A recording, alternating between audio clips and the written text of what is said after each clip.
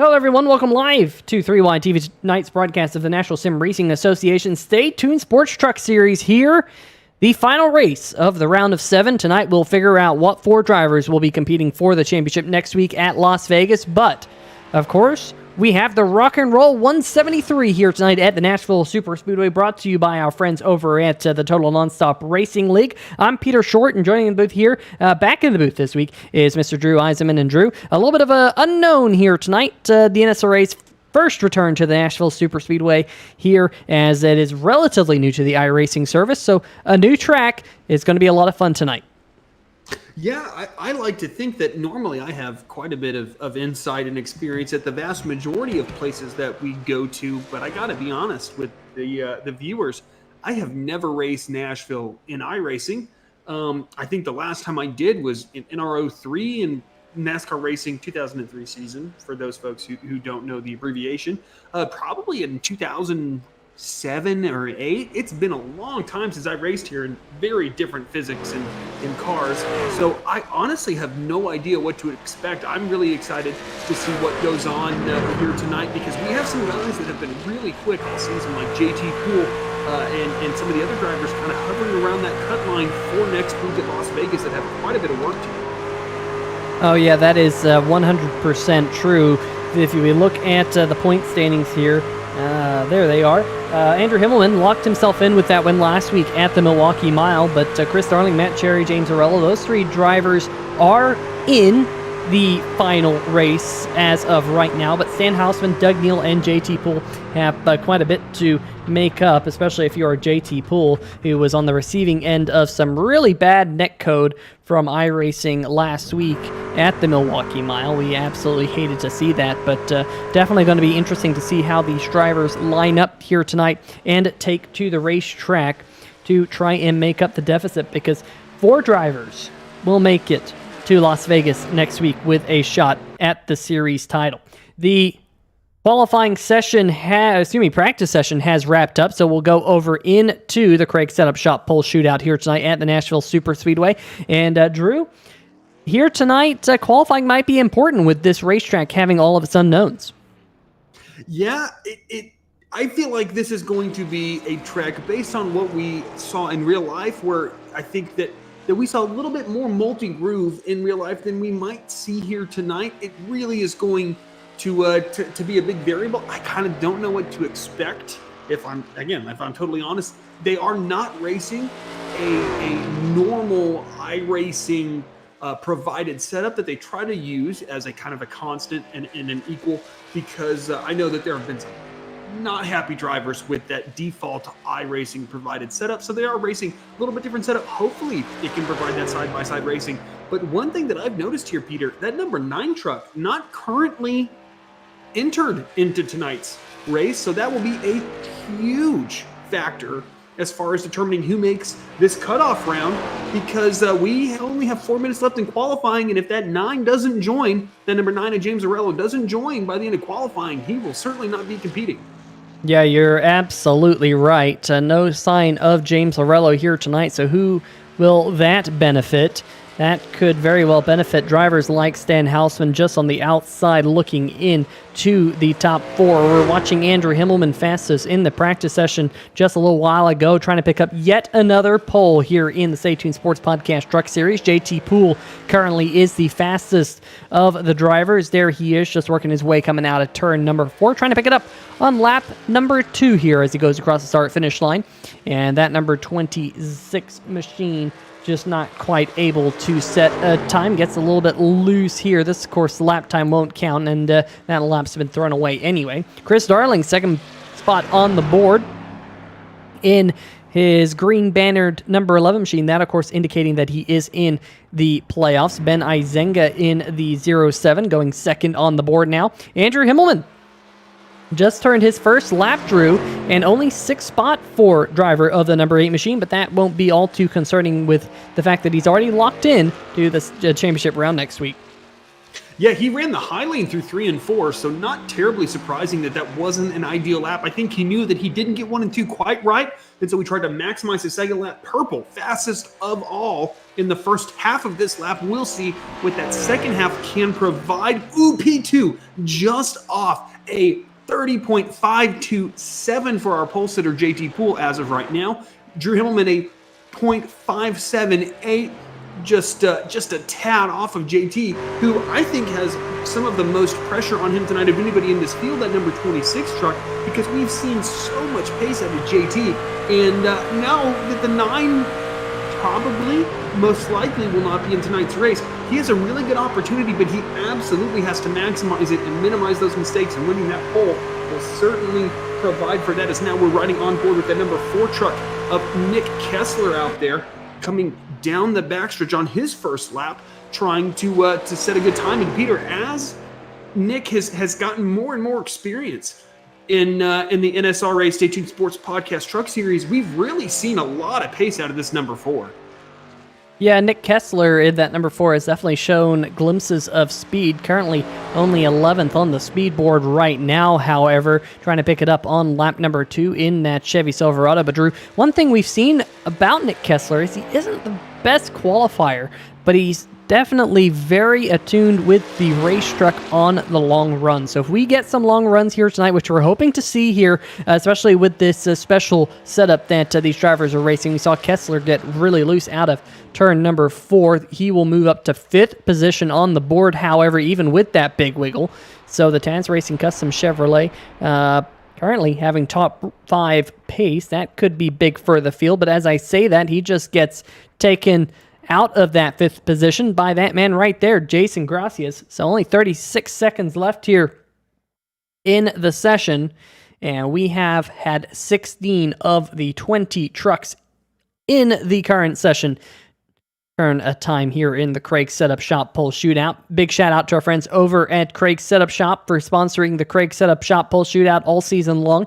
Make sure you go check them out, craigsetupshop.co.uk, if you want to get some quality iRacing setups. And, you know, Drew, those setups for people like myself who just don't have a lot of time to put into creating a setup, sometimes going to some of those setup shops is the way to do it if you're going to be competitive here in the current iRacing landscape. But that's going to do it here for your Craig Setup Shop Pole Shootout. So now we are going to have to dial up the drivers here in the warm-up session and see if we can get a quick word with JT Poole, tonight's Craig Setup Shop Pole Award winner, and find out whether or not he's going to go for the Buttkicker Challenge. But Drew, I would be very surprised if JT Poole goes for that Buttkicker Challenge here tonight with all he has to do. But Drew, why don't you take it away with tonight's pole sitter, driver of the number 26 machine, JT Poole.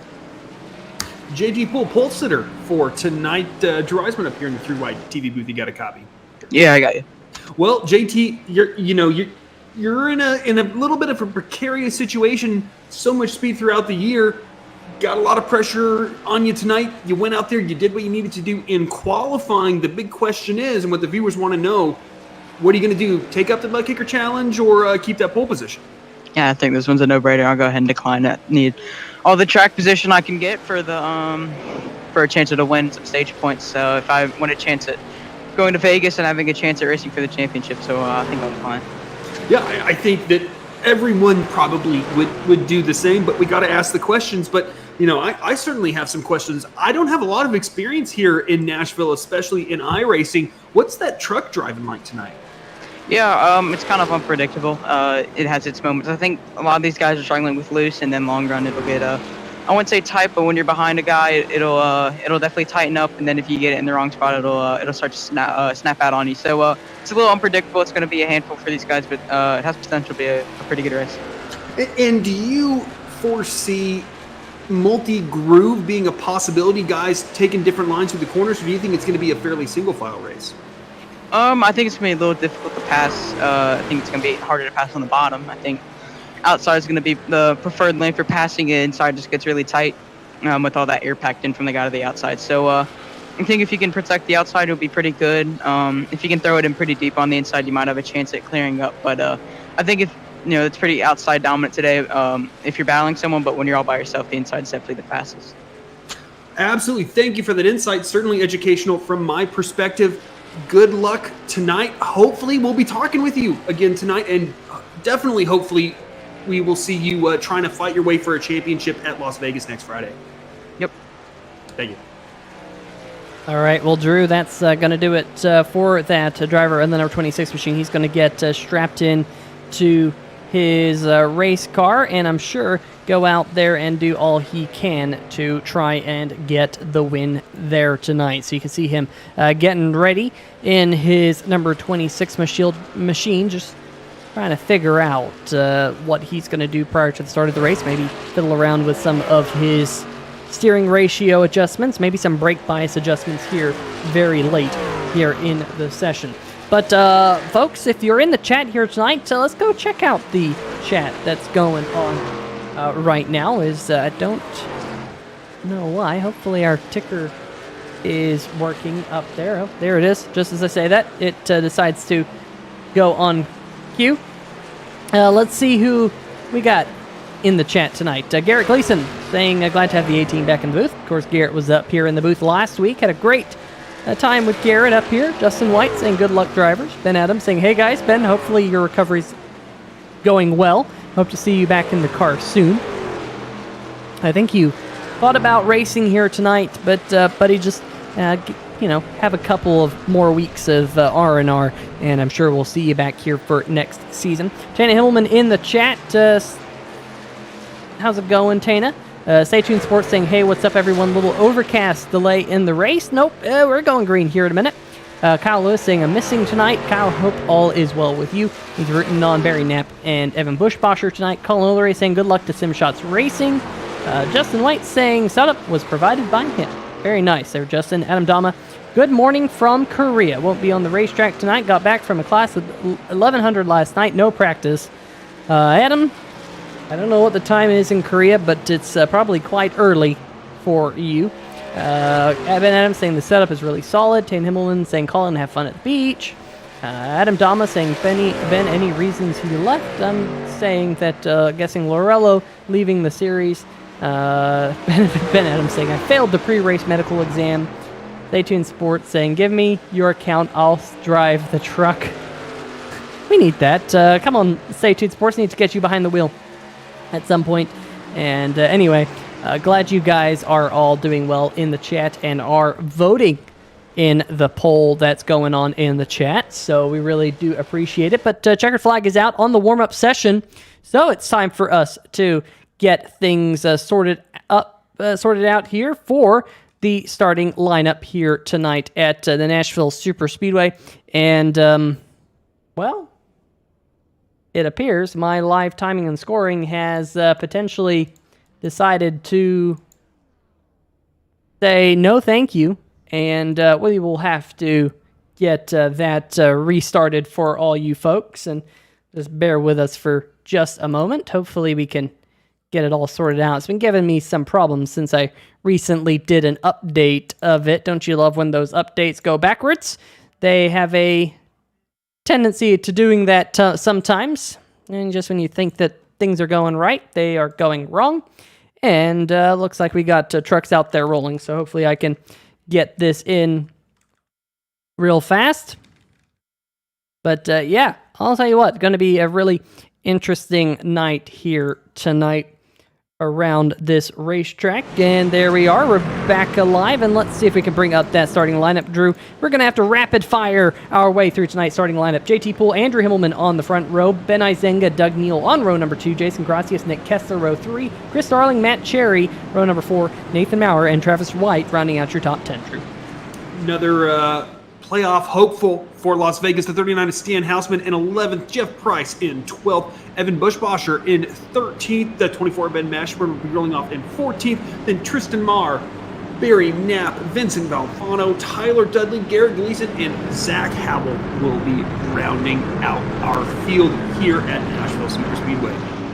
All right, so pace car heads down pit road. Green flag is in the flagman's hand here for the Total Nonstop Racing presented Rock and Roll 173 here at the Nashville Speedway. Green flag is in the air. JT Poole going to lead us off towards turn number 1 here at Nashville Super Speedway. A lot of people in the chat probably a little bit confused by the fact that it's called the Super Speedway. They're not flat out here at this 1.33 mile racetrack. Drew, very unique, sitting at 1.33 miles in length and relatively flat on the banking as well, but I'm sure it will put on a stellar show here as already Ben Izenga's worked his way up to the second position, getting around Andrew Himmelman.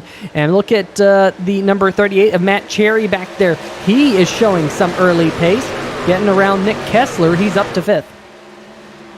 Yeah, and we have trucks like the 38. I mean, basically every playoff driver, with the exception of number 8 of Drew Himmelman, has a lot of pressure on them tonight. The points are close enough to where if you have a disastrous race here at Nashville, you are absolutely in danger, even if you are Chris Darling, even if you are Matt Cherry. Those guys that are in a better points-paying position. But, I mean, JT, he's the guy that has pressure on him tonight. The bottom, basically, of the remaining guys that could make it on to Las Vegas. And so this is exactly how he needed his race to start off, is by grabbing the pole, getting an early lead, and doing what he needs to do now. Looking at that number 14 truck, that is Jeff Price racing the number 24 machine out in front of him, and the 971 of Nathan Maurer. And this is what I was interested to see. Can these guys race side by side? And based on what I'm seeing from one Mr. Mashburn right there, that number 24 Mac tonight, I mean, I'm so glad that he kept that paint scheme. What a heck of a truck that is. Absolutely stunning, that paint job on that machine. But Peter, we're seeing that Highlane really do a fantastic job, which is what JT Poole talked to us about when we talked to him right after qualifying wrapped up. I think that Highlane is going to be really dominant, especially when you're trying to defend when someone's trying to pass you. Yeah, I agree. I mean, this racetrack, it's so flat. I mean, it is quite fast with the concrete surface that it has. There's a lot of grip in the track. But with it being so flat, it can be really difficult to make a pass here, especially with the way this racetrack kind of narrows up coming out of the corners. You'll see, especially coming out of turn number 2, that it almost feels like you're going down a canyon when you get to the backstretch, because the racetrack kind of widens out in the middle of the corners. Now, coming out of turn number 4, the racetrack stays quite wide. You can see that, and you can see drivers here. I think that was possibly Garrett Gleason back in the pack trying to make a pass back there. No, excuse me, that was not Garrett Gleason. That was the driver of the number 17, Tristan Maher. I always get that paint scheme mixed up because Garrett Gleason's run that paint scheme before. But Tristan Maher, they're making a pass, I think, on the 971 of Nathan Maurer out of turn number 4. So you can kind of get that run right here out of the corner and make that pass, but it's going to be a lot more difficult to do it coming out of turn number 2. Now, speaking of passes, up at the front of the field, Andrew Himmelman looking to make a pass on the number 26 of JT Poole. This is, of course, for the race lead here on lap number 7.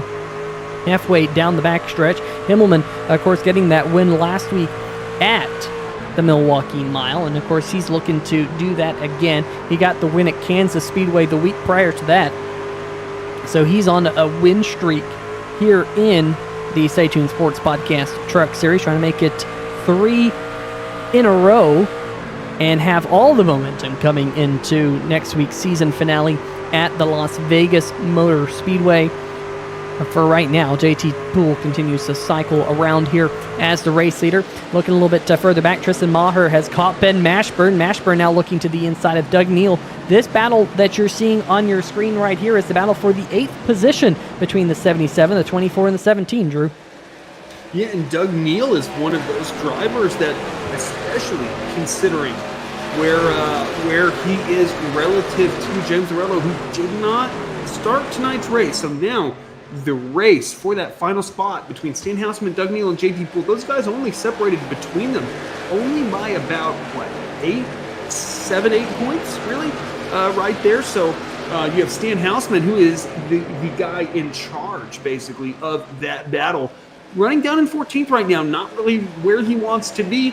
Doug Neal would jump him in the point standings, running 9th right now, but JT Poole would jump both of them, as he is our current race leader. Of course, folks, quite frankly, none of that matters right now on lap 10 of 130, but something always to keep in mind when you're seeing guys battle, when you're seeing Doug Neal trying to defend. He can't afford to lose these positions, especially given where JT Poole is running right now, who is having quite a bit of pressure applied right now, by the way, Peter, by that number 8 truck of Drew Himmelman, who has just absolutely started to come on during the later half of this season, as now he's trying to make a move to the inside of JT Poole through 1 and 2. Will he be able to make this work? I'm fascinated to see. It certainly seems like Drew Himmelman has the pace over JT, but just cannot carry that momentum off the corners. He gets pinched down by that number 26 machine, and he's just been so strong, has Drew Himmelman been on these longer runs, that quite frankly, Peter, this does not surprise me. I think JT's probably going to have that short run pace, but as these runs develop, I'm expecting that number 8 to develop more and more pace. Yeah, we also got this battle brewing for third between Ben Izenga and Jason Gracias. We're riding on board with the number 1 machine right now down the back stretch as they head off towards turn number 3 and 4. You just get a sense here while riding on board with Gracias just how wide this racetrack is in the corners, and you can kind of see how very quickly it narrows up there coming out of turn number 4. I mentioned that it narrows up a lot more coming out of turn number 2 relative to turn number 4, so let's see if we can kind of see this. And of course, you can't feel what's happening in these race cars, but they just have a tendency to kind of push up there towards the wall as you put the throttle down. And that outside wall, you're going to be flirting with it for the majority of the night. In fact, I think we've already seen some drivers have some issues with that outside wall. One of those drivers is the number 77 of Doug Neal. Drew, if you look really closely at the right front of the Simbox number 77 machine, in fact, you can kind of see it on the right-hand side there, a lot of right-side damage to the 77 Simbox machine. And this racetrack, you do need a decent amount of downforce here because it is fairly quick. So I'm curious to know if that right-side damage is going to hurt Doug Neal and his chances of making the Stay Tuned Sports Podcast Truck Series playoffs here. Yeah, I think it will be beneficial on the short run, and if we have a really short final stint to the end, I think that'll probably be beneficial for that number 77 machine. But on these long runs, I think you're going to see him drop further and further back. We saw Mr. Neal started 4th position, Peter, and now we're on lap 15. He's down in 13th positions. I mean, that's quite a few positions that Doug has dropped as this race has gone on. That leads me to believe that he's been struggling with that truck quite a bit, and I think that right front is really good evidence of that, and it's just not going to help. As now, Peter, I think for the first time this race, the sun is out, which is going to make that track even hotter and probably make that situation even worse for him, as now Jason Gracias, rather, and Ben Izenga are battling for that 3rd position, and we've just seen so much pace out of that one machine in the races that he's been able to attend, but it just always seems like something kind of goes wrong strategy-wise, where he's not able to kind of close out where he is running on track, and certainly displaying quite a bit of pace here tonight as he challenges for 3rd. Yeah, and of course, remember, Jason Gracias would have been into the Stay Tuned Sports Podcast Truck Series playoffs if it wasn't for the fact that he didn't start enough races because he was locked in by means of a win back at the Daytona International Speedway. But Jason Gracias here currently hounding Ben Izenga. Gracias started the race up there in the 5th spot. Biggest mover of the race so far has been Tristan Maher. Maher now running in the 8th position. He has picked up 7 spots from the drop of the green flag, of course, trying to go for the Taz Racing Customs biggest mover of the race award. And while we're kind of in this long green flag run here, folks, of course, we will have a stage caution. That is coming at lap number 45 here tonight. So remember that. Keep that in the back of your head because there are stage points, Drew, and with the way JT Poole is running right now relative to some of the drivers that he's racing against in the point standings, his current spot up there at the front could be extremely important to try and overcome the points deficit that he has entering tonight. You see him down there at the very bottom of this graphic. He needs 10 points to be up there with James Lorello, although Lorello isn't racing here tonight. So 8 points to catch up to Stan Hausman. Hausman right now is not even in a position to pick up any stage points. So JT Poole would basically leapfrog Stan Hausman, and Doug Neal's in that same boat there, Drew, running down there in 14th. So JT's exactly where he needs to be right now. Yeah, no, I totally agree with that, Peter. But I think if you're the 8 of Drew Himmelman, you got to look at this 26 truck as I think that JT not always super competitive, given the tracks that we go to. You know, he has a little bit more variance in as far as peak pace, track to track. But I think when JT's on, he's as fast as anybody. So if I'm the number 8, I want to take away as many points as possible from him because I don't want him going to Las Vegas. I want to make sure that I think that the 26 is probably the number 8's biggest threat going into Vegas. So that is somebody that he absolutely should do everything that he can to take away as many points as possible so he gives himself the best shot he can to win the title next week at Las Vegas. It's going to be interesting to see as this stage goes on. Now starting lap 22 now at the line as JT crosses the start finish. How aggressive that 8 will be, because Peter, he's locked in. All he's going to be able to do is kind of dictate the rest of the field and who he races against, because he knows he's going to be in the championship battle next week. Yeah, that is absolutely true. I'm just wondering if Andrew here maybe saving his stuff a little bit until we get to that stage caution that is coming up on lap number 45 here tonight. Let's go check out the 3Y channel chat. We really do appreciate each and every one of you joining us in the chat here tonight. William Kerwin just jumping in asking, has anything really interesting happened? Well, not yet. It's been caution-free here in the opening 23 laps here. We just had a change of position right back here. That is the battle for the 10th spot between Nathan Maurer and Ben Mashburn. This has probably been the most exciting thing that's happened over the last 5 to 10 laps or so. As now Travis White in the number 23 looks to the inside of the 24, and we got a little bit tight there coming out of turn number 4, but they stay off of one another. Great job by Travis White here. He did start inside the top 10. He's dropped back a little bit in the number 23. Ben Mashburn, on the other hand, he started down in 14th, and now he's up to, I don't know if there was any contact there, Drew. It might have been maybe a little bit of neck code between the two. But Mashburn started the race 14th. He's now running in 11th, but heavily under fire by that 23. Yeah, and I think that 23 is kind of... Oh, that's for sure contact. Is Mashburn able to save it coming out of 4? What a heck of a save. Oh, he's still fighting that truck there. I think he's got it under control.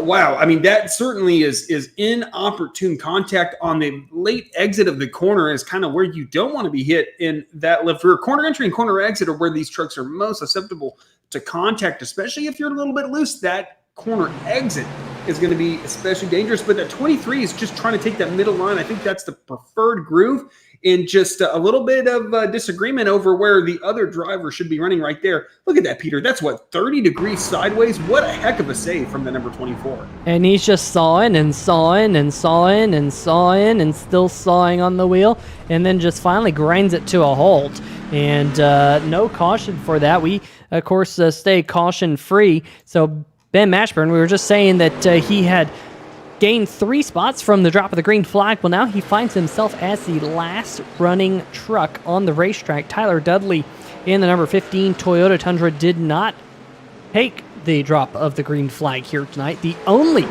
Toyota Tundra on the field here tonight would have been Tyler Dudley, but with the fact that he did not start, we now just have the field of Fords and Chevrolets, and it is a battle between the blue oval and the Chevrolet. Up at the front of the field as the Ford of JT Poole leads the Chevrolet of Andrew Himmelman as they go across the start-finish line. And maybe JT just able to get a couple of trucks lengths now between himself and the number 8 of Andrew Himmelman, calming down just a little bit up there at the front. But how about this battle?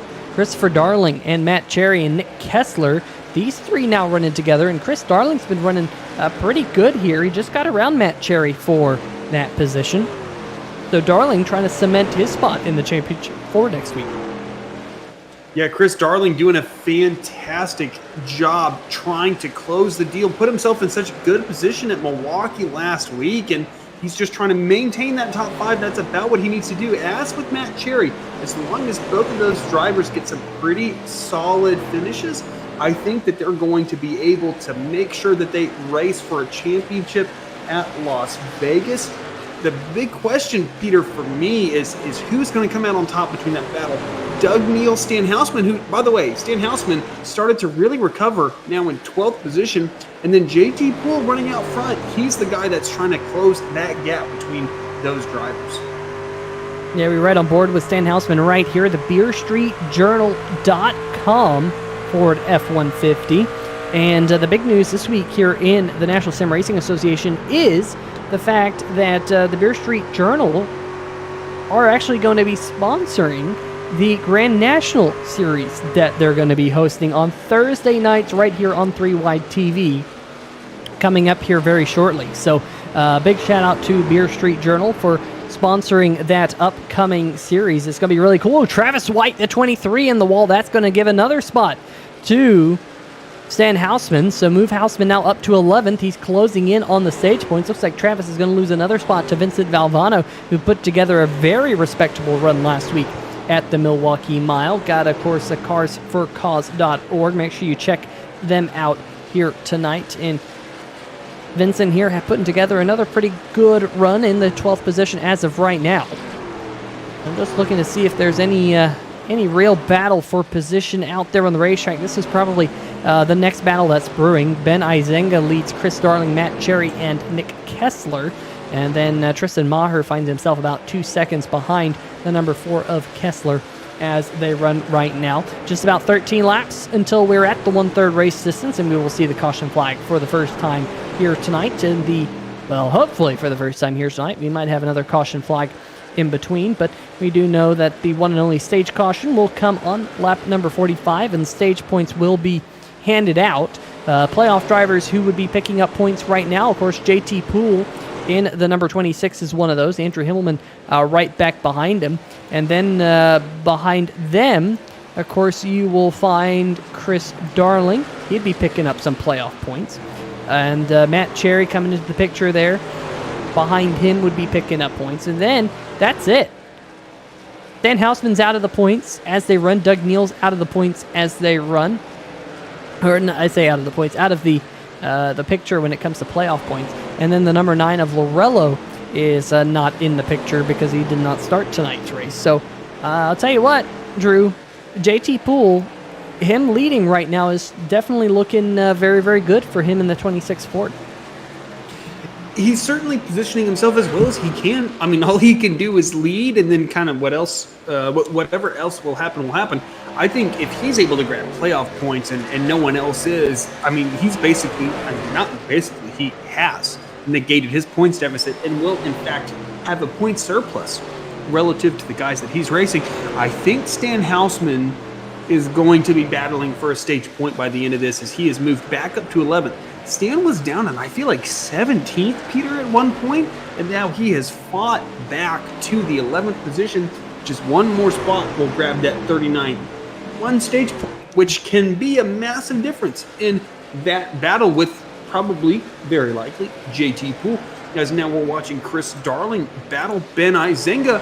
And once again, Peter, remember, there was a little bit of drama between Chris Darling and a teammate of Ben Izenga, James Arello, who is not in the race this week, but nonetheless, sometimes teammates keep that in mind. We will have to see, especially when you're racing for a spot at the championship. You have a lot more to lose than a guy like Ben Izenga, who maybe doesn't. I certainly don't want anything to happen, but it's always something that I'm trying to keep in mind is, you know, what's been going on between those guys is the 38 and Matt Cherry all over the rear bumper of that number 11 machine, trying to make a move. And Peter, that's one thing we know about Matt Cherry. He is never shy about poking his nose out, trying to make a move.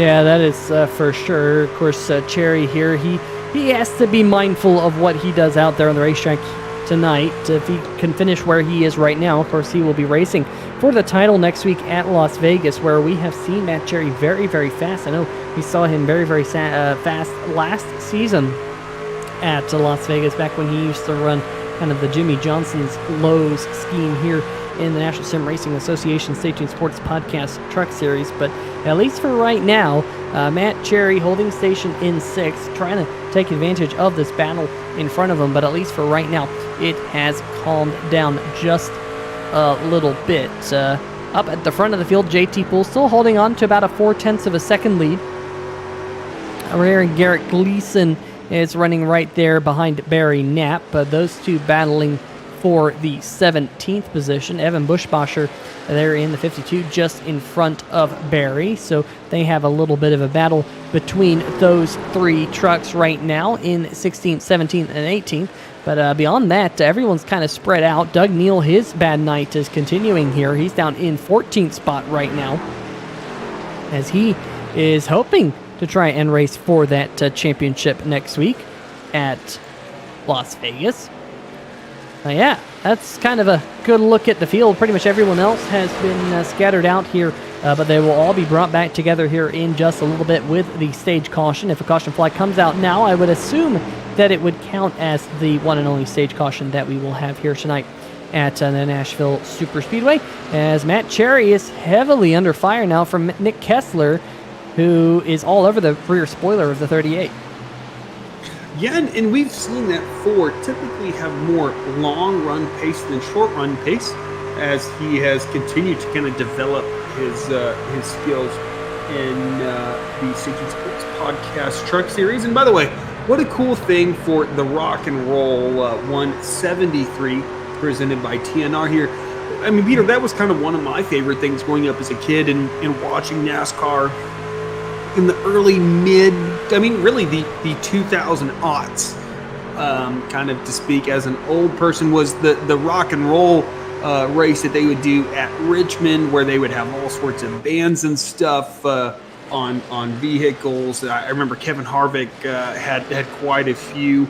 Multiple drivers had all sorts of bands and stuff. So kind of a cool concept. I know for some of the painters, especially out there, when you're painting multiple trucks, maybe a little short notice, but hopefully that's something that they can develop and move on with into the upcoming seasons, because that's always such a cool concept to kind of, feature, like, hey, I've been really listening to this artist or this band lately, and what a neat concept. But one thing I've really been watching out front, Peter, is JT having weathered the storm of Drew Himmelman, really applying pressure at about lap 12 to 20. He's been able to then maintain about 0.4 separation between himself and Drew Himmelman. So I think that he's done a really good job just figuring out what that 8 was doing so well and just kind of figuring out how to counter that. And really the big battle's been for 4th position here between Ben Izinga, Chris Darling, Matt Cherry, and now Nick Kessler in that number 4 machine, who's trying to make his way up, starting in 6th position, fell down to 7th, but I think that this 4 has shown such absolute pristine long run pace. He's certainly a guy I'm going to be watching if this race continues after basically the next lap stage break at lap 45. If the race goes green from here, I think that 4 is certainly going to be a contender, at least for a top 5. Yeah, and that's one thing that we have seen out of Nick Kessler. We've seen him pull off some pretty strong finishes in some of these races. So hopefully we can see the Taz Racing Customs Chevy Silverado in victory lane at some point here in the National Sim Racing Association. Now, folks, if you're wondering, it's lap number 45, Peter. Where's the caution flag that you spoke of? Well, it actually comes at the completion of lap number 45. So at the end of this lap, that caution flag will be flying as we continue to watch Nick Kessler try and get around the number 38 machine. But up at the front, it will be JT Poole going across the line right there. Will win the stage here. In 2nd spot, of course, will be Andrew Himmelman, Jason Gracias as well. And where is the yellow flag? Still, there's the yellow flag. Finally coming out. So JT Poole, Andrew Himmelman, Jason Gracias, Ben Izenga, Christopher Darling, your top 5 here at the end of the one and only stage here tonight. And then, of course, you got Matt Cherry, Nick Kessler, Tristan Maher, Jeff Price, Nathan Maurer. Those 10 drivers will be picking up stage points from 10 if you're JT Poole, all the way down to 1 if you are Nathan Maurer. So this is huge for JT Poole, because Drew with that stage win.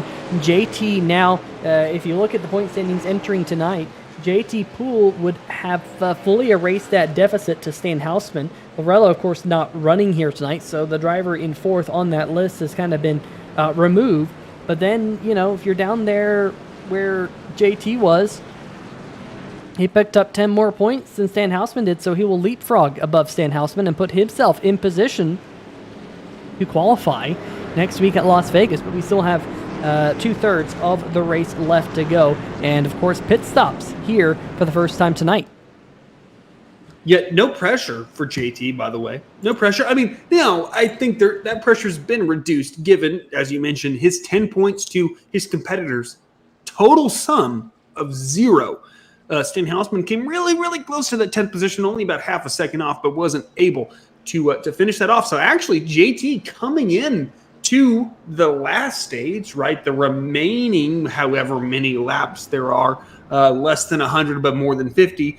He actually has the points advantage for that final position going into this, but this pit stop is fairly crucial. Now, luckily, in iRacing, folks, you don't have the great variables that you do in real life. You're not going to have a guy have a tire go across pit road to where you get that EOL, but you can lose a position or two. Luckily, JT Poole, not the case. Number 8 truck, not the case, didn't lose a position. And that number 1 truck actually, pretty good spot. I think he gained a position, if I'm not mistaken, and I'm remembering correctly, on Matt Cherry. But basically, I think the big loser right there, if I'm not mistaken, Peter's Ben Izenga. Yeah, just looking, Ben Izenga, he's going to come off pit road in the 6th position. So he's going to lose spot to, I believe, Matt Cherry, Chris Darling, and I believe even, no, I think it was just those two.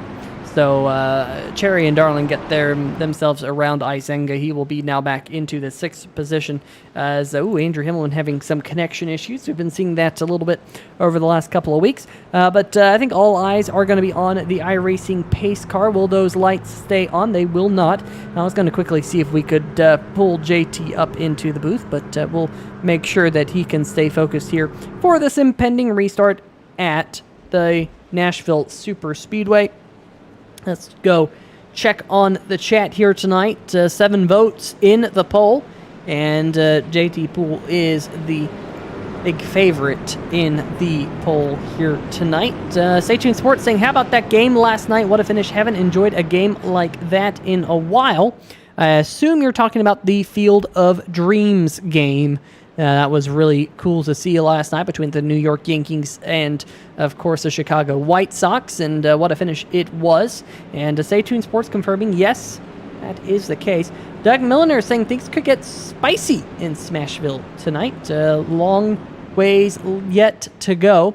Of course, now Ben Mashburn will be able to catch up to the back of the pack, so that will be good to see. And I think really Ben Mashburn's big moment has been probably the biggest highlight of the race so far.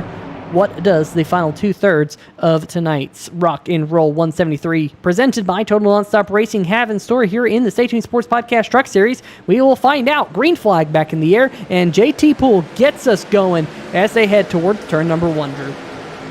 Yeah, I mean, shout out to iRacing for these super, super quick cautions. That is fantastic to see. It's always annoying as a competitor. There's no debris to clean up. There's no reason to keep these things going, and it's fantastic to see these guys get going after, 2-3 laps under yellow as JT Poole gets an exceptional restart, and that number 1 truck does a great job of jumping that 2nd position. But now, number 8, Drew Himmelman, trying to fight on the inside, and I think this is when that inside lane becomes very possible, as that number 38 got crazy loose out of turn 4 there, Peter, as Matt Cherry a little aggressive there with the throttle, as Drew Himmelman now able to retake that 2nd position. And I think we're going to see Drew Himmelman apply a lot of pressure to JT Poole on this his first few laps after this restart.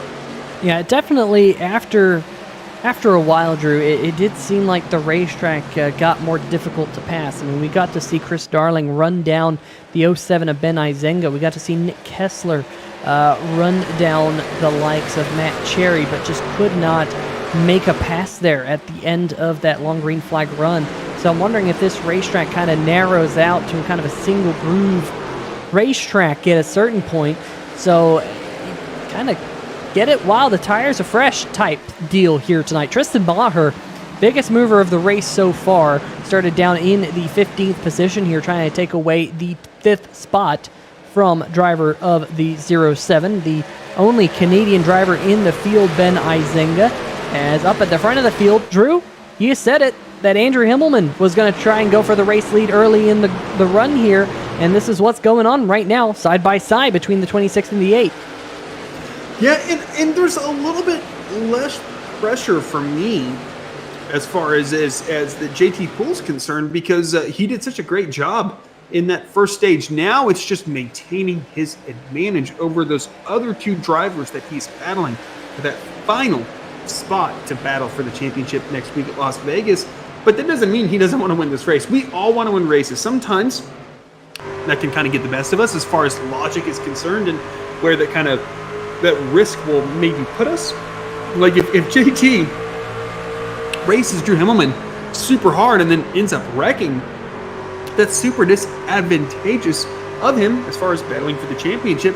But Peter, nobody wants to lose a race. So, and sometimes you're like, whatever, the championship is cool, but like I have to do what I have to do to try to win this race. And that's kind of my approach that it's been through the years is if I do my best in every race and I win the championship, cool. If doing that costs me the championship, I'm okay with that because I've tried my hardest, and sometimes stuff happens. But I don't think JT's going to back down trying to win this race. That just doesn't strike me as being kind of in JT's nature, and that's kind of what we're seeing right now. Lap after lap, corner after corner, number 26 and 8 racing side by side. But I think, Peter, if he can hold him off just a couple more laps, maybe even this lap, I think that high line's going to start to come in as these tires come up in temperature.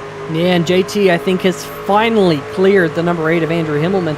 And now what is Jason Gracias going to do? He's going to have to stay back behind the number 8. He did have a little bit of a run there, but Gracias kind of checked up a little bit. But look at this little train of cars, or trucks rather, here at the front of the field that was kind of stacking up behind the side-by-side battle for the race lead, as you got Poole, Himmelman, Gracias, Cherry, and Maher now the 5 trucks up there. Then Ben Izenga, Chris Darling a little bit further back. Nick Kessler, we know that he is really fast kind of on the long run.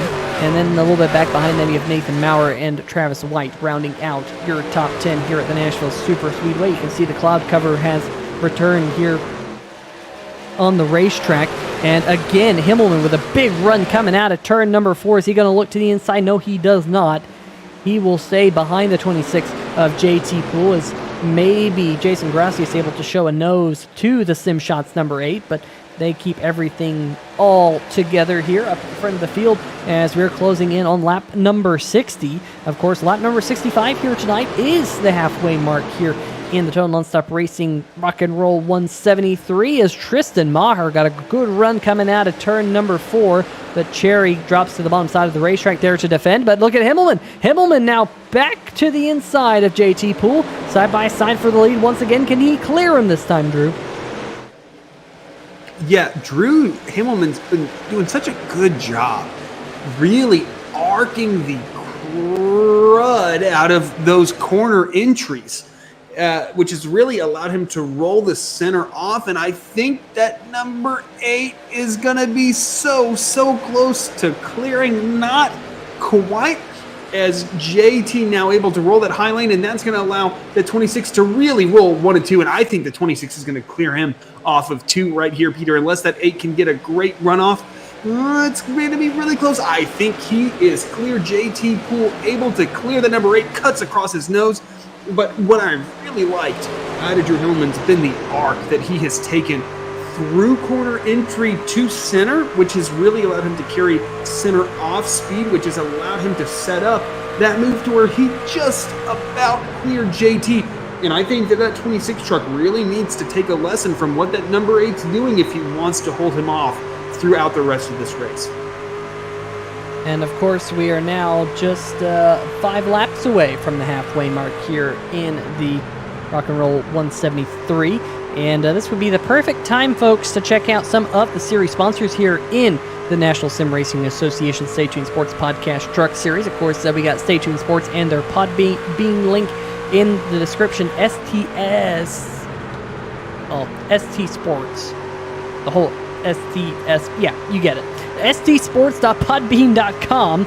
Go check them out at their Podbean to get their podcast. Buttkicker.com, all one word, if you want to add to your sim rig. Great place to check out. Of course, craigsetupshop.co.uk, sponsors of the Pole Award. Make sure you check them out. BetAngles.com for your betting angles if you want to go bet on some sporting event, they're the place to go. I'd love to see the odds of winning the National Sim Racing Association Stay Tuned Sports Podcast Truck Series Championship next week at Las Vegas. Maybe we can get BetAngles on that. MaxGrafix.co. If you want a iRacing paint scene, make sure you check out MaxGrafix. Brookstone Animal Hospital, of course, the sponsor of the Lucky Dog Award. We have yet to give one out here tonight, as no one has gotten down a lap yet at this current stage of the race. BrookstoneVet.com in the greater Atlanta, Georgia area. Of course, Taz Racing Customs and Sim Shots. There's links to both of their Facebook pages. And, of course, BeerStreetJournal.com, the new sponsor of the National Sim Racing Association Grand National Series that you will see right here on 3YTV here in a couple of weeks. But it's still JT Poole, Andrew Himmel, and Jason Gracias, 1, 2, 3. And then a bit of a gap back to Matt Cherry, who in that number 38 truck has about a 0.3 of a second advantage over Ben Izenga. Chris Darling riding in 6th right there. So a couple of groups, your front 3, then your next 5, and then back behind them, it's about a 1.5 second gap, back to Jeff Price and Nathan Maurer. There they are. Travis White in that group, Stan Hausman, and of course the 00 of Vincent Valvano. But Drew, things very racy here under this little green flag run that I say it's a little green flag run. We've now been green for about 15 or so laps, give or take a bit, as we have only had one caution, the stage caution here tonight. Yeah, and heck, just a lot of great battles out there right now. Battle for first, 1 through 3, basically nose to tail. 4 through, 9th, 8th position, basically nose to tail, and just some great battles going on right now. And Peter, one of the biggest things that I think guys can struggle with when they're having these battles is the number 24. What happened here, Peter? I really don't know. He kind of pulled off the racetrack. We were in slow motion there for a minute, and just decided to jump back to his pit stall. So I'm not sure what all happened there. I don't know if the driver of the number 24 is calling it quits here tonight, but currently Ben Mashburn is not on the racetrack and is sitting in his pit box stationary. So, Drew, I do believe Ben Mashburn is calling it a night here tonight at Nashville Super Speedway, and in doing so will finish 19th position. Hope all is well with Ben, and it isn't an emergency or anything like that, but that is the current state of the race. We're down to just 18 trucks, all on the lead lap. JT Poole, I believe, Drew, has almost led every lap. I think Andrew Himmelman might have led a lap when they were racing side by side or two, but at least right now, JT Poole in his F-150 has been mighty strong, as Jason Gracias now starting to show a nose to the Sim Shots number 8 of Andrew Himmelman. Can Jason work his way up to second? Yeah, that one has shown a lot of pace. I thought he was going to be a guy that was going to be able to, once he got second on that restart, that he was going to challenge JT Poole. Not quite the case, at least right now. He is certainly applying a lot more pressure out of basically out of the mirror of Drew Himmelman. And that's one thing, Peter, that I know when I kind of the first few years that I sim raced, I struggled with just watching my mirror a little too much, and that's something that a lot of guys I know can sometimes struggle with is you look too much in that rearview mirror and what the guy behind me is doing. I mean, it sounds so simple. It sounds so simple to just pay attention to what you're doing, but when you have a guy pressuring you, you just want to make sure that you don't give him what he wants as far as the corner is concerned, and sometimes that can lead you to not be doing what you need to do. And I mean, I know that I have found that VR super helps that, because you don't have this giant mirror sticking in your monitor screen. But that's something that can really, especially in the case of JT Poole, help him right now, because now he might be looking in his rearview mirror a little bit, but I guarantee you that with the pressure that Jason Gracias is applying right now, he is certainly looking in that rearview mirror more than JT is, and he's certainly happy to have that battle. And so behind him is now that number 11 of Chris Darling battling Ben Izinga for 5th position, with Nick Kessler joining in on that battle, and the number 17 of Tristan Meyer not far behind. Yeah, so some good battling happening, like we said a little while ago, kind of in spurts around the racetrack, as now Izenga looking back to the inside of Darling, who's not going to able to find the grip down there on the, as close as he could get to the apron. Not that there's really much of a line around this racetrack, but look at Nick Kessler now looking to the inside of the 07. We've highlighted that Nick Kessler is one of those drivers who usually tends to find some speed as the run goes on. And of course, Izenga in the 07 currently struggling to find some of that pace, as he's also being caught by the number 17 of Tristan Maher.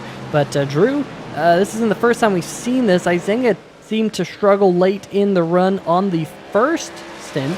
I wonder if it's something to do with the brake bias or the steering ratio that the 07 is running, but it seems like he's using his tires possibly a little bit more than some of these trucks around him.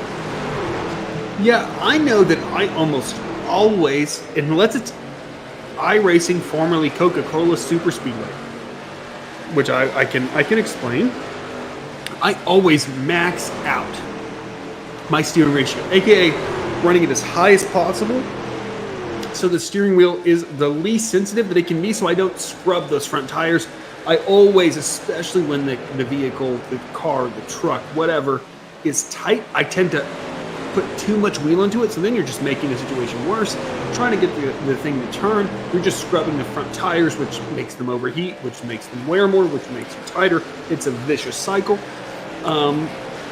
So I think that if you're a guy that likes a lower steering ratio, that can work for you, especially when it's loose and you can kind of do some quick twitches to correct it through the corner. I think that the higher, more responsive steering ratios can help. But I certainly think that if the truck's tight, you want those higher and less responsive steering ratios. As now we're looking at Jason Gracias racing that number 8 machine, and I think Gracias right here set himself up pretty darn well going down into turn 3, and there you go. The number 8 says, "Hey, you got me, and I'll let you go." I don't think it hurts that they're both SimShots trucks, at least sponsored machines. Never hurts to share a sponsor with the guy you're racing real hard with. But to bring up the iRacing Speedway, don't do 16-1 at the iRacing Super Speedway, formerly Coca-Cola Super Speedway, because you'll door check whoever's next to you going into the corner. I've done that in NSRA before. Don't do it. Just a word of advice. You want that more responsive steering ratio, which you typically don't want in super speedways, but just take my word for it, please, folks. But looking back at this battle for 4th position, Matt Cherry, Chris Darling, 2 guys in great position right now as far as the big picture is concerned. And by big picture, of course, I mean next weekend, next Friday, to be more specific, at Las Vegas Speedway, where these guys are hopefully, if everything continues on the way that it's going, are going to be trying to battle for that championship. But a guy who's not, the 2 drivers who are not, but are still battling the heck out of each other, Ben Izinga and Tristan Maher, who we're focusing on right now. And Peter, that 17 truck kind of came out of nowhere as the season went on. We saw him almost take the win at the Roval, and then has basically ever since then been one of those guys that might not set a lightning quick lap time, but certainly is a guy you have to account for during the race. He just seems to be so quick under race conditions. Yeah, Tristan, from what I found with Tristan Maher, there are certain racetracks that Tristan really likes, and then there are certain racetracks that Tristan really does not like. When Tristan is on fine form, like he is here tonight as he looks to the inside of the 07 machine to try and pull off that pass for 7th, looks like he will indeed clear him here. Tristan is very fast, and he just needs to kind of find that consistency at more racetracks to get himself in the possibility of running for the National Sim Racing Association Stage Train Sports Podcast Truck Series title next season. Izinga sends it off into turn number 3. Nothing he can do, as I think Maher here going to hold on. But as I say that, Izinga got a good run coming out of turn number 4, but Maher shuts the door, and he will hold on to 7th for now. Try to set his sights on Nick Kessler in front of him. So we'll see whether or not Maher can kind of put in the time, find that speed on more racetracks, because he's definitely, when he's on it, he is absolutely on it and is someone that these drivers have to contend with. Now, you looking at Matt Cherry right now, he's pulled away just a little bit from Chris Darling. Nick Kessler back behind him. You're not missing a whole lot up at the front of the field, although I do want to mention, Drew, is Andrew Himmelman is starting to kind of fall off the back. You kind of got a look of it right there, that Himmelman is now finding himself about 0.8 of a second behind Jason Gracias as they currently work their way around the track. Down under 50 laps to go. We'll make that 48 laps to go this time by. The laps really clicking away here tonight. Let's highlight one driver that we haven't really highlighted much here tonight. Just got around Ben Izenga for the 8th position. That is Jeff Price in the Back Channel Productions number 14 machine. That Chevrolet, I have to say, so far tonight, keeping it nice and clean and putting together a pretty solid run up there in 8th, trying to run down Tristan Maher for 7th. We'll see if he can do that here in the Back Channel Productions Chevy Silverado. But, Drew, I think my question is for you. My goodness, it was answered for me right away. I was about to ask you, I don't think these drivers can make it all the way without pitting to the end of the race. When do you think we'll see them on pit road? Well, my answer was right there in front of me. Ben Izenga on pit road here for what we believe will be the final time here tonight, barring any caution flags. But just kind of thinking about it, Drew, he was last on pit road about 40 laps ago. We still have, that is a terrible camera shot, there we go, 40 laps ago, and we still have about 45 to go. So maybe pitting a little bit earlier, but we got some other drivers like Nick Kessler on pit road, Nathan Maurer and Doug Neal seeing that the 07 came down, and they're deciding to do the same thing. Yeah, I mean, I think these guys can make it from here. I don't think that's necessarily a question. I always worry, especially, I think when a race has had this much of a green flag look, as now we see the number 8 machine pitting as he started to struggle a little bit, I always worry that some guy's going to self-spin and bring out a caution, given that there haven't been any cautions for cause here tonight. There's only been the stage brake caution. Sometimes, I certainly have won races because I have stayed out when other guys have pitted, and I certainly didn't have the pace to outrace those guys. I might have won a race against one Chris Darling at Martinsville in a league at some point in my career because I did exactly that. So we'll see how this plays out. It certainly can be a risky strategy, but the 38 and the 11 now coming down, and that leaves not very many lead lap competitive trucks out there as I did not think Chris Darling made it into his pit box there, Peter. That was a close one. Yeah, that was mighty close. Looks like Matt Cherry is going to beat him off pit road. Just looking for any pit road speeding penalties. Not seeing any so far. JT Poole, Vincent Valvano, Barry Knapp all coming down pit road right now. So that leaves Tristan Maher, Jeff Price, Travis White out there on the racetrack. Could be pretty interesting here, Drew. We know these drivers can at least make it 47 laps on fuel.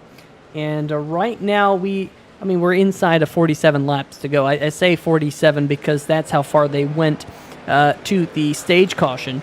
So we know they can make it that far. Now, Tristan Maher, Jeff Price are your race leaders right now. They have yet to pit. Travis White, Garrett Gleason also yet to pit. First driver off pit road who has pitted, well, it's going to be a battle between the 26 and... I was going to say it was going to be a battle between the 26 and some of these other drivers, but Andrew Himmelman with that short pit maneuver there, Drew, he is going to find himself in the race lead, presumably once everything cycles out, although the 14, Jeff Price, oh my goodness, disaster for the number 14, misses the pit road entry, and Drew, this is not an easy pit road to get onto, and unfortunately for Jeff Price, he found out the hard way, and he's still having problems with the Back Channel Productions number 14. Yeah, I mean, I know iRacing has increasingly enabled basically dirty tires. So when you get grass on a smoking hot carcass of a tire, like that 14 had coming onto pit road, you're going to pick up, that's just too late counter steer. He does a great job of putting in the correct wheel, but now when he's trying to get back on that racing surface with all of those grass particles on his tires and he lights up the rear right there, that thing just spins up on him and he has to make another save. And making a save in the grass when that thing is yawed sideways is certainly challenging, Peter, and quite frankly, I mean, costly, but a good save for that number 14 machine. Is we have quite a shakeup out front as far as the leaders are concerned. Number 8 is our de facto race leader. Now, granted, Tristan Maher, Travis White, Garrett Gleason, and now Jeff Price, who has just pitted. We're out in front of these drivers, but Drew Himmelman is basically our de facto race leader with that number 1 of Jason Gracias, Nick Kessler, and then JT Poole now in what will cycle out if we don't get a caution. Knock on wood, we don't get a caution. Will be 4th place, but that 26 has the freshest tires and didn't lose a lot of track position. I like where he's running right now. Yeah, I agree with you. If you're wondering what the difference is between these drivers, as we see JT Poole make a pass on Nick Kessler. JT Poole pitted on lap number 87, 2 laps after Andrew Himmelman, so 2 laps fresher tires on the 26, who we right on board with. Jason Gracias pitted 1 lap after Andrew Himmelman on lap number 86. And of course, Himmelman pitted therefore on lap number 85. So we have seen, Drew, that this racetrack, it seems like if you don't kind of make the passes early on in the run, it gets really difficult to pass. We've seen that a couple times here tonight. So maybe that's what Andrew Himmelman was thinking about when he decided to short pit just a little bit. Now we'll see if he can hold on with those older tires here for the final 37 laps here at the Nashville Super Speedway. I want to thank everyone for joining us here tonight. We're setting ourselves up for what will be a fantastic finish. Tristan Maher, Travis White, Garrett Gleason still yet to come down onto pit road. We will see what the winning call is here tonight. Stay tuned Sports in the chat, hanging out. William Kerwin saying he's a low ratio guy. He says he does not know why, but he cannot stand the higher. So kind of conversely to you, as we see JT Poole make that pass on Jason Gracias. Gracias really close to the back bumper of the number 26. Maybe getting the 26 a little bit loose there coming out of turn number 4. A little bit of a wiggle out the back of the Zaps 26. But now JT can set his sights on Andrew Himmelman for the race lead. What will be the race lead? Tristan Maher in the number 17 is coming down onto pit road. So that leaves Travis White in the 23 right there, and Garrett Gleason, the only 2 trucks yet to make what will be their final pit stop here tonight.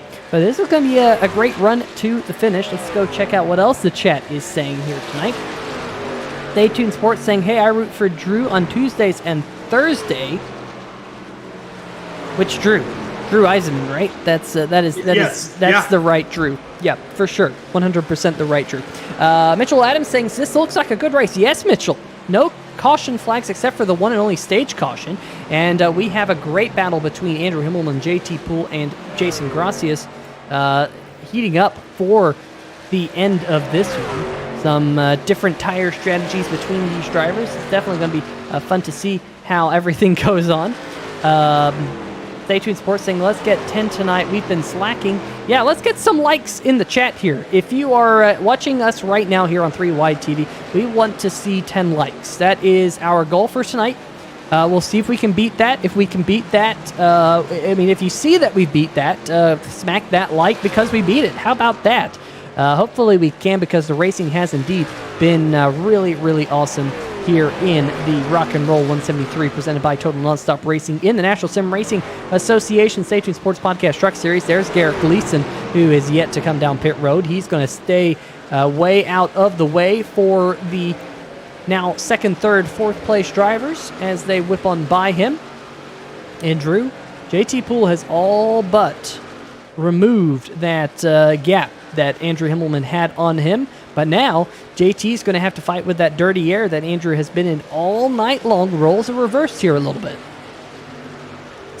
Yeah, certainly it's different when you've been leading the whole time and kind of defending versus when you're attacking from the position that's behind. It's a kind of a role, I mean, a literal, I guess, role reversal. You have to figure out kind of the opposite of what you were doing and how to make that work. It kind of sounds simplistic in concept, right? Just kind of do the opposite of what you were doing and what the guy in front of you is doing. But it's so difficult to master, not just being quicker, but setting up and being able to complete a pass, especially based on what we've seen here tonight. You have to know where you are stronger than the driver in front of you, and not only how you're stronger, as a lot of pressure, but that's you got to be a little bit closer. Now the 26 trying to set up that high lane, not quite, but you have to know, not only I know where I'm quicker, but I know where I'm quicker, and I can apply that to being able to set up the guy in front of me. Speed and racecraft, Peter. I mean, you certainly are well aware of this. Are kind of different things. You can be faster, but if you don't know how to pass people, it's kind of irrelevant your actual speed if someone else gets out in front of you. And I certainly don't think JT lacks in the racecraft in any tangible way, but I think it's certainly a challenge when you haven't been in that situation all race, and then all of a sudden on lap 100 of 130 you find yourself not in the lead like you've been all night, and now you're having to set up a pass on a guy like Drew Hillman who's been so quick, especially on these more kind of intermediate fast tracks. Yeah, you're 100% right. As JT Poole again just showing his nose to Andrew Himmelman, saying, man, I am here. I want that race lead. And of course, Jason Gracias isn't going anywhere either in his MaxGrafix number 1 Chevrolet there on the right-hand side of the picture. So he could have a 3-horse race to the checkered flag here tonight on 3 Wide TV. Andrew Himmelman throws a little bit of a block there as they head down the back stretch. And of course, they're going around Travis White. This is actually, folks, for the race lead. Travis White has yet to make his final pit stop. Here comes JT Poole with a little bit of a nudge to the back of Andrew Himmelman. They're going to be side by side going off into turn number 1 as Travis White there smacks the wall in the 23 machine. He will be well out of the way, but JT with that run, maybe using the 23 kind of as an opportunist pick there. JT with the inside line. What can he do, Drew? I know we have seen this kind of role reverse at one point here tonight as Himmelman couldn't get past JT Poole, but Poole is extremely close. He's got him. Not quite. I think that 8 still... Oh, there we go. An aggressive cut block by that number 26.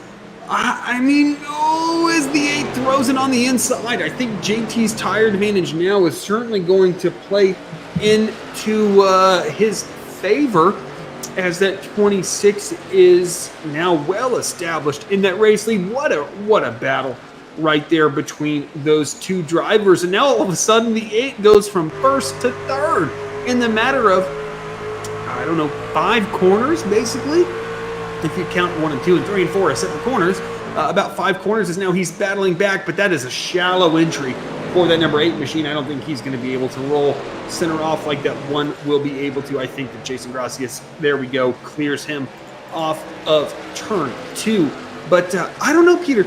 I couldn't tell. Was that contact between JT and Drew Himmelman on the exit of 4? I almost thought the 8 just got a little bit loose, but I couldn't quite see based on the angle I was looking at. There might have just been a little contact between them, just enough to unnerve Andrew Himmelman, but JT did what JT had to do. Now he has the freshest tires out of the top 3 and the race lead, so double thumbs up right now for JT Poole, who has about 0.4 of a second on Jason Gracias, who finds himself in second. What a battle it has been between these top 3 here tonight. Nick Kessler has kind of fallen back between these drivers. There is Nick, who has himself a 1.3 second advantage over Chris Darling.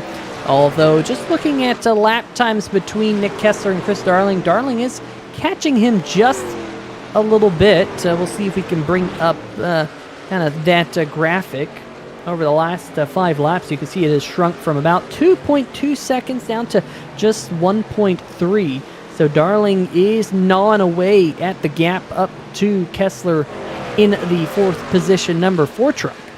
And then back behind them, of course, you've got Chris Darling and Matt Cherry. Those two have been pretty much locked nose to tail since they dropped the jacks for their green flag pit stop. Darling currently has the better of Matt Cherry. You can see that gap isn't really doing a whole lot at this moment in time. Back behind Matt Cherry, you'll find Travis White, who has yet to make a pit stop in that number 23 truck. He is, of course, in front of Ben Izenga, but you can see Izenga has closed in about 3 seconds. Well, we'll kind of just say that that is all for naught now, because the number 23 of Travis White is on pit road. Now, we do have a battle for position, or did have a battle for position, between Ben Izenga and Tristan Maher. Let's see if we can go back here very quickly on the 3-wide TV replay and see if we can see what happened here between the 07, who has a lot of right side damage. Drew, he must have clipped the wall or something, but looks like Maher caught him, and Maher just kind of left the 07 in the dust. Look at all that right side damage. Surely that is affecting Ben Izenga at this current junction of the race, as it looked like the number 17 passed him as if Izenga was standing still, and he's going to just kind of blast off his way into the distance now, as Izenga is battling with the lap truck of Evan Buschbacher, who finds himself the first truck 1 lap down in the 16th position. We're down to 15 trucks on the lead lap as we run, with just 20 more laps to go. And you can see Buschbacher there making the pass on Ben Izenga, not for position. But up at the front of the field, Drew, battle for the race win is on. Jason Gracias in the number 1 machine has caught the 26 of JT Poole. Could Jason Gracias play spoiler here amongst the playoff drivers? I mean, yes, but I think that JT's in a really solid position. I certainly didn't think that once JT had cleared Drew Himmelman that he would have to face another challenger in Jason Gracias, especially given the 26's tire advantage. But Peter, battling like that with Drew Himmelman certainly was not great for that number 26 machine's tires. Jason Gracias pitted on lap 87. JT Poole pitted 1 lap later on lap 88. So only 1 lap difference between the two as far as tires are concerned. So an advantage, certainly. If it's worth 0.001 seconds, Peter, you have an advantage. And I would always rather have an advantage than a disadvantage. And that's certainly what JT has over Jason Gracias as far as tires are concerned, starting off. But that doesn't mean that the 26's tires are in better shape right now than the number 1 machine, because basically the number 1 essentially mopped up after the 26, after he and JT, that is, and Drew Himmelman were battling for that race lead. Once that 8 got kind of put out of position, the 1 just had to take advantage of that, versus JT had to work to get around him. And I wouldn't be surprised if that 26 tires are compromised, given the amount of effort it took to get around that number 8 machine. Yeah, I'm starting to agree with you in many respects in that one, Drew. We'll just have to wait and see if maybe Gracias has a little bit extra left in those Goodyear tires. Now you see, right now, this is kind of important. JT Poole just put Doug Neal 1 lap down, and I was just about to do this. I was about to highlight, where are your playoff drivers here in the Stay Tuned Sports Podcast Truck Series? Of course, Andrew Himmelman. Doesn't really matter where he finishes here tonight. He's locked in with that win last week at the Milwaukee Mile. Then you have Chris Darling. He finds himself in the 5th spot right now. Matt Cherry finds himself in 6th. James Arello not in the field here tonight. Stan Hausman, who has kind of been languishing around the 12th position all night. He's got himself up into 8th right now, so great job there by Stan Hausman. Doug Neal just got lapped. He's down in 15th. And, of course, JT Poole is leading here tonight. Came in to this race needing a big points haul, and he is just 14 laps now. Make that 13 as they go across the start-finish line this time, away from pretty much the maximum points haul you can get here in the Stay Tuned Sports Podcast Truck Series. So the 26 doing what he has to do to presumably join Andrew Himmelman, Matt Cherry, Christopher Darling in the final race next week at Las Vegas with a shot to win the Stay Tuned Sports Podcast Truck Series Championship. But this has been a great race for JT Poole here, Drew. And just looking back, over the season, JT has that one win to his name, the Wine, Whiskey, and Review 240, all the way back at Chicagoland Speedway. It was really the second race of the championship. So it's been a long time since we last saw JT Poole in victory lane, and it could come at a better time if it was to happen here tonight. Yeah, no, I agree, and I think that Nashville's probably pretty similar to Chicagoland. I think if you looked at it on paper, you'd see, well, sub 1.5, fairly low banking. Rockingham, I don't think this place drives anything like Rockingham. A lot smoother. The dynamic in track surface between concrete and asphalt, I don't think can necessarily really be overstated. I think if this were an asphalt track, that high lane would not be as strong as it has been. And I think it kind of lends itself to racing like a bigger track than it actually is, as far as Nashville is concerned. So I think that it doesn't surprise me, given his success at Chicago, given JT's success at these intermediate tracks, that he is doing a great job tonight as he continues to kind of reassert his pace over that number one machine. But now looking at Chris Darling, another guy, well, two guys really, and he and Matt Cherry, that are trying to ensure that they move on as they battle for fifth position. Matt Cherry just rolled 1 and 2 like Chris Darling wishes he could have. And that goes to show pace advantage does not equate being able to pass. We saw how much quicker that 38 was through the center, but you cannot pass somebody through the center of 1 and 2 or through the center of 3 and 4. You can only pass them on corner entry or corner exit. And so watch this 38 just roll that center, and you'll see him close up a truck length center, basically from the corner entry to corner exit, but he just can't carry that speed down the straightaway to set himself up for a pass. And Peter, that can be so frustrating as a driver when you know you're quicker, but you're not quicker at a point that kind of matters as far as passing a driver is concerned. Yeah, and now they have another driver to be concerned with as well, and that's Tristan Maher. We brought up the graphic just a moment ago. He's about 0.2 of a second faster than Matt Cherry over the last 5 laps or so. You can see him all over the back bumper of the number 38. Just did not set him up for the exit of turn number 2 there. Now Cherry looks to the inside of Darling here. We're down to just 7 laps to go this time by, as Maher now going to look to the outside of Matt Cherry as they work their way off turn number 4. You see a couple of trucks in front of them. That is Nick Kessler working his way around the number 77 of Doug Neal. But to add to your point, Drew, that you can sometimes be so much faster and just not get around a truck. Well, look at Tristan Maher. Caught them 2 or 3 tenths of a second per lap, and he's now kind of held up behind him. Catching him is one thing, passing him is another.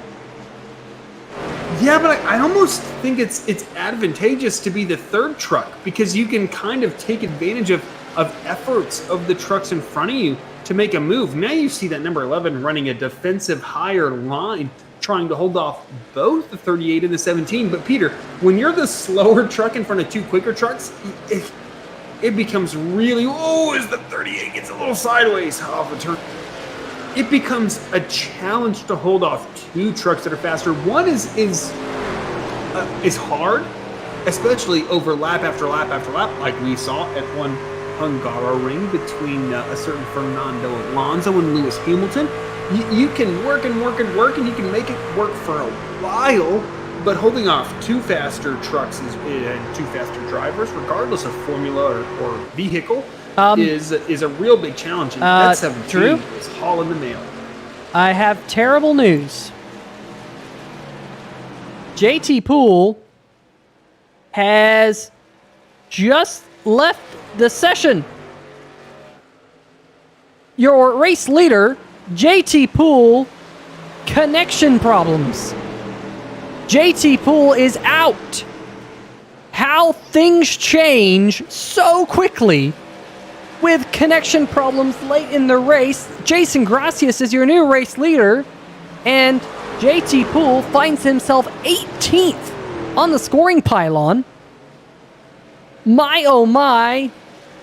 Now we have to figure out whether or not there's any possibility. I don't believe there is. I think it's Stan Hausman in the number 39 machine. He's up to 7th with JT Poole falling out of the session.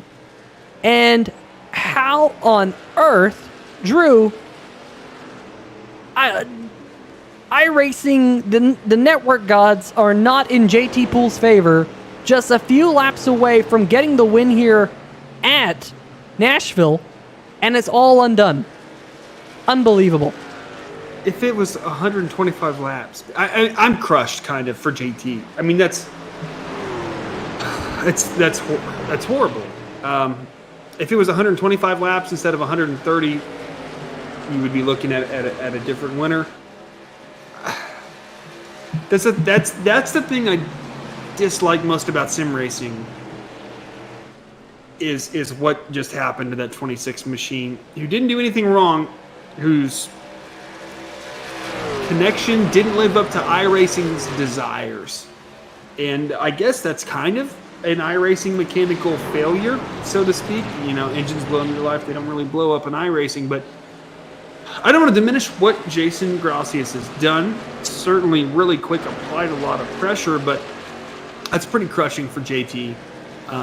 I think he deserves to move on, but I mean, as far as pace is concerned, but the results don't dictate that, and that's really unfortunate for him. But now it's time to focus on Jason Gracias, who wins here in the Stay Tuned Sport Podcast Rock and Roll 173 presented by TNR here at Nashville Super Speedway. Hey, JT's misfortune is Jason Gracias's fortune, and he manages to grab the victory when it seemed like that was an implausibility. But hey, Peter, half the time it's setting yourself up to be in a position to take advantage of others' misfortune, and that's exactly what Jason Gracias did here tonight. Yeah, Jason Gracias, you're right. At the misfortune of JT Poole, which that is going to be something that I'm sure a lot of people will remember for quite some time in this particular community. Jason Gracias will pick up the win. You're right, Drew. Put himself in the position where if anything happened to JT Poole, Gracias got himself in front of Andrew Himmelman with a fantastic pass and able to do burnouts here on the front stretch. But my, oh my, that was unbelievable. Gracias taking home the win. Of course, Gracias, a longtime member of the Total Nonstop Racing community, so I'm sure this win will be quite popular here in the Rock and Roll 173 presented by Total Nonstop Racing, and I think he might have just grenaded the engine on that Chevy Silverado. I'm sure that will be quite a big one. Now, Tristan Maher was able to get around Christopher Darling as well to finish in the third position. But let's see if we can go back here, Drew. See if we can go back to the driver, JT Poole, and just kind of show the folks back at home what happened with JT Poole in that machine.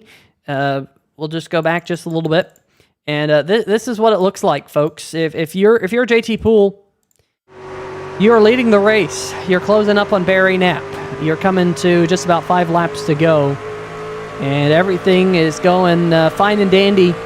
And then all of a sudden, you go off towards turn number 1, and poof, you're gone. You are no longer on the racetrack. That's it. It is night done. In fact, that was coming to 6 laps to go. That one will definitely be a very, very, very, very tough pill to swallow for him after doing all he needed to, Drew, to be able to get himself into the final round of the playoffs. But it looks like Stan Hausman in the number 39 will be able to move on, and with that late crazy turn of events. But let's see if we can bring up our top 3 finishers here tonight on the racetrack, starting with our third place finisher driver of the number 17 machine. That would be, of course, Tristan Maher. We'll get him up here into the 3-wide TV booth. Tristan, Peter Short, 3-wide TV booth. You got a copy? Got a copy, Peter. How are you? I'm doing pretty good, and you're doing pretty good too. Finishing third here tonight and picking up the Taz Racing Customs Biggest Mover of the Race Award, gaining 12 positions from the drop of the green flag. It really seemed like you were battling uphill the entire race with how difficult it was to pass out there kind of on the long run, but you made it work and coming home on the podium here tonight. Tell us about it. Well, it all started when I messed up my qualifying lap. I had decent pace. I could have qualified near the front, but I messed that up. So I think I started like 18th or 15th or something like that. And then on the green flag, I felt like I was doing good. I was passing a lot of cars. I didn't feel like I was burning up my tires. And then all of a sudden, I just couldn't turn anymore. And I basically killed my tires without knowing it on the first run. So that made me more aware the rest of the race that I had to take a little bit better care of my tires. And it ended up working out. I stayed out longer on that. Well, this whole race has been a green flag run, but I stayed out longer hoping maybe I could catch a caution and trap a bunch of guys a lap down, but that didn't work out for me. So once I pit, I knew I had to push it, work my way back up through the field. Well, you did a great job of that and showed quite a bit of pace. Even in practice, you showed quite a bit of pace. So it was a bit of a surprise not to see you up there in qualifying, but you did a fantastic job working your way up here all night long. Going back to the long green flag runs that we had here tonight, only one caution. Do you think that really helped you, or do you think that hindered you? Do you think you might have had a little bit better short run pace and long run pace? Either way, you end up with a podium, but what do you think about that? I think I definitely had better short run pace. I use a different steering ratio this race than what I normally do, and I'm not used to it. I think a caution or two here and there might have helped stack up the field a little bit more. And I might have able to put some moves on some guys with some cool tires, but never happened. I mean, lots of clean racing. Absolutely, lots of green flag racing here tonight in Nashville Super Speedway. Of course, next week we have the season finale at Las Vegas. Will we see you at Las Vegas? And what are your thoughts about the 1.5 mile out in the desert? Yeah, I'll be there. I like Las Vegas. It's a fun track. It's not super hard to drive, so it normally creates some pretty good racing going on there. Yeah, I'm excited. I'll be there. All right. Well, before I let you go, Tristan, you got some shout-outs for us here tonight? Yeah, NSRA, a great league to run in. They run a tight ship here. Buttkicker, Stay Tuned Sports, Beer Street Journal, and I think that's it. I might be missing one. Sorry. Well, Tristan, either way, congratulations on your third place finish here tonight, and we'll see you next week.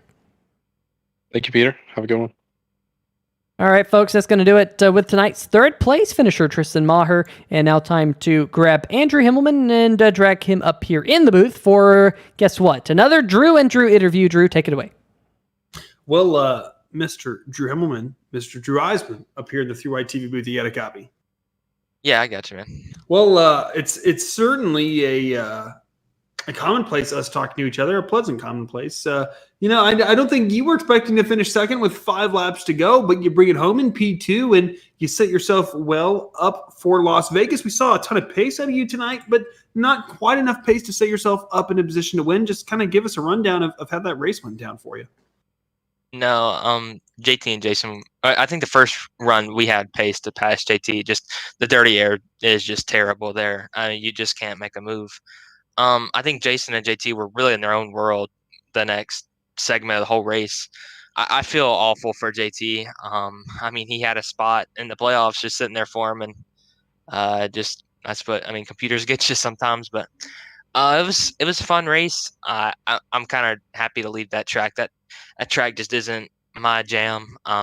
It's just one of those tracks where you got to be able to not control your entry speed and really save the right front by doing it. And I wasn't capable. They were way more faster than me, and were way faster than me in the middle of the run. And in the end of the run, I could keep up with their lap times, but they were gone by then. So kudos to them too. They were, I mean, faster, way faster than me. So we move on to Vegas where we go championship racing. I don't know who the other three were racing against. So we got to race pretty hard there and try to go win a championship.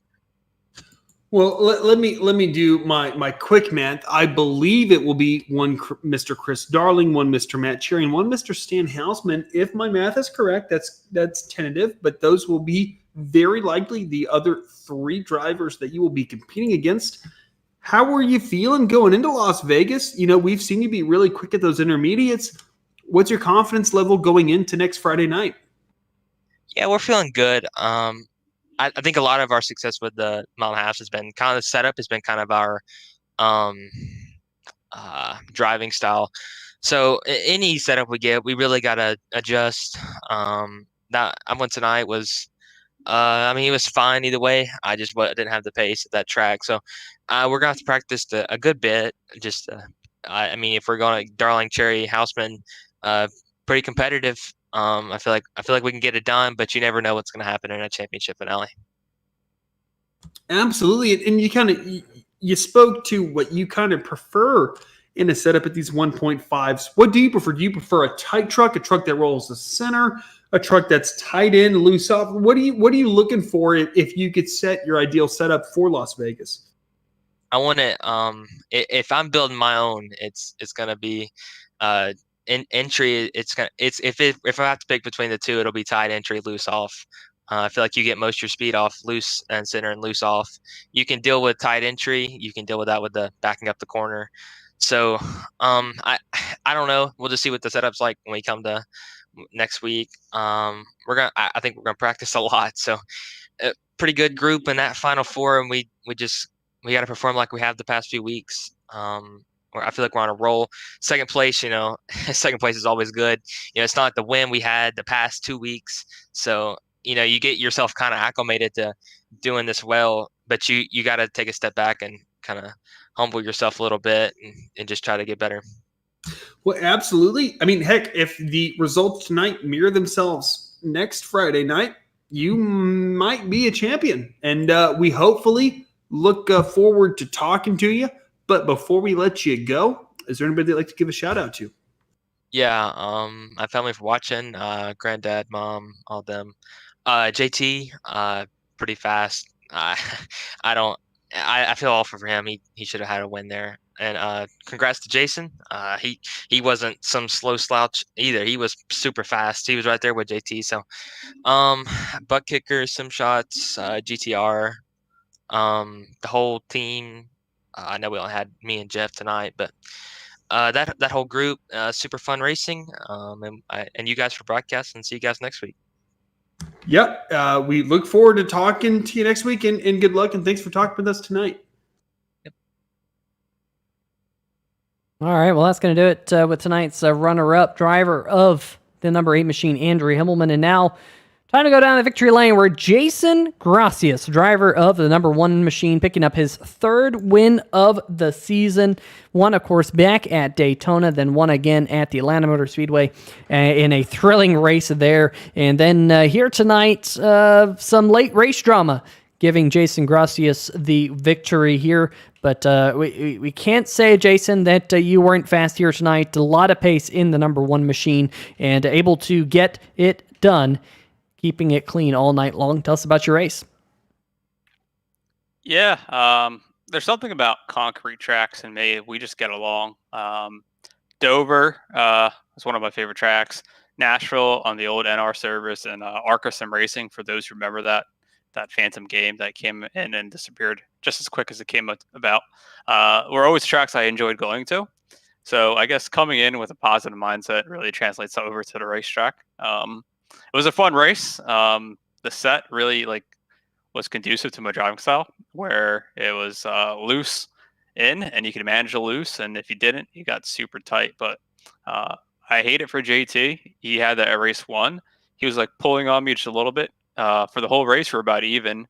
I checked average lap times throughout the whole race, and me, JT, Andrew, and actually Tristan too are all running about a 33.2 average lap time. So super stiff competition, but happy to get a win here as the season winds down at one of my favorite tracks. Yeah, definitely, probably one of the wildest, things I've ever seen happen in sim racing. What just crazy luck against JT, but hey, it fell in your favor here. Like I said, getting your 3rd win of the season. And of course, going back to Atlanta Motor Speedway, you got that win. Las Vegas isn't all too different from Atlanta, at least in the way that you have to keep your foot in it all the way around that racetrack. What are your keys to getting victory next week at Vegas? Honestly, I don't know. So Vegas is a track where it's aging, it's in the sun, tires are going to matter. You can't abuse them. I think I ran Road to Pro earlier this season, and I came in 3rd in my split. But that all was due to tire management. I was fortunate enough that our split went green from start to finish. So just keeping an eye on your tires, kind of like Nashville, but you're carrying a little bit more speed. And it all depends on the set. Hopefully we get a set that, kind of abuses the right rear. So guys aren't, hammered down full throttle the whole race. So we'll see. I'll probably, if I do race next week, I'm not too sure what my schedule's like, but I'll probably take it extremely easy as it's a championship race. I don't want to have any championship implications. So just be smooth, like always, and smooth and clean. Run a race at 0x, and you'll be there at the end, I guess. That is some wise words from Jason Gracias to the field here tonight. But hey, Jason, before we let you go, any shout outs you'd like to give out? Yeah, just shout out to everybody that came out to race today. We had a 20-car field, not, what we're accustomed to, but everyone out there raced with respect. No one was running over each other. Other than the stage break, we went green to the end. So kudos to everybody. I know myself, I had great battles with the 07, Ben Izinga, JT Poole, Andrew Himmelman. It was a lot of fun up there. But thanks to my sponsor, MaxGrafix, and SimShots for being on the truck. The truck was probably, I might be biased, but the best looking truck on the track, and it's looking the best in Victory Lane today. Hopefully I get my guitar soon. We can play some Smoke on the Water or something, the only song I know how to play. And then thanks to everybody that makes this possible. The Stay Tuned podcast are coming aboard as a title sponsor. Stan Hausman and all his contributions to the league, and Chris Darling and his admin team of Justin White, Ben Adams, and everybody who makes it possible. This is a really fun league to race with. They're expanding to 2 other series, Grand National and Super Speedway series is coming back. So hopefully, if you're watching at home, come out and race with us in one of the 3 series next season. It's a blast. Oh, and last but not least, shout out to my TNR guys. Tristan for coming home P3. We got podium 1 and 3. Garrett and Vinny showed up too, so we had a fun time, all of us together. And thanks, Peter, to you and 3YTV for broadcasting. I'll enjoy watching this race when I go to sleep tonight. Absolutely. Well, congratulations on getting your 3rd win this season here in the National Sim Racing Association. And I'm sure it won't be all too long before we get to talk to you again there, Jason. We'll see you next week. Yeah, thanks, everyone. And Ben, hope to see you on the track soon. Ben Adams, hope you're feeling better. Hope to see you on track next week if I show up. But yeah, thanks for the kind words. All right. Well, that's going to do it here for the final race, or at least the final post-race interviews. Let's see if we can jump to the final race results here tonight. And, of course, the massive implications that some of them do bring. We will, of course, highlight that. Unfortunately, the ticker at the top of the screen is broken again this week, so we'll get some layering stuff going on here. Jason Gracia is picking up that win with that late race disconnect from JT Poole. Andrew Himmelman, Tristan Maher, 2nd and 3rd. Matt Cherry, Chris Darling, 4th and 5th. Stan Hausman in 6th. How about that? Hausman qualifies for the championship round next week at Vegas. by finishing in 6th here tonight. A great run for Stan Houseman here tonight. Ben Izenga 7th, Vincent Valvano 8th, Zach Howell 9th, Barry Knapp rounding out your top 10 there, Drew. And Jeff Price finishes in 11th position. Doug Neal, unfortunately, not able to kind of turn that early wall contact around. He'll finish in 12th position. Travis White in 13th. And Nick Kessler, unfortunately, he had a late race pit stop. I think he was a little short on fuel. He finishes 14th after running so well all race. Long Evan Bushbosher finishes in 15th. Garrett Gleason in 16th position. Nathan Maurer in 17th. And then, of course, Mr. Misfortune himself, JT Poole, 5 laps away from winning tonight. Finishes 18th after that disconnect. Apparently, Peter, it was a Windows update crash that caused that. Absolutely brutal for that number 26 machine. Not even an internet problem, just Windows deciding to update you during a race. Then Mashburn, with some early race drama, finishes in 19th position. Tyler Dudley in that number 15, unable to take the grid tonight, finishes 20th and rounds out our field.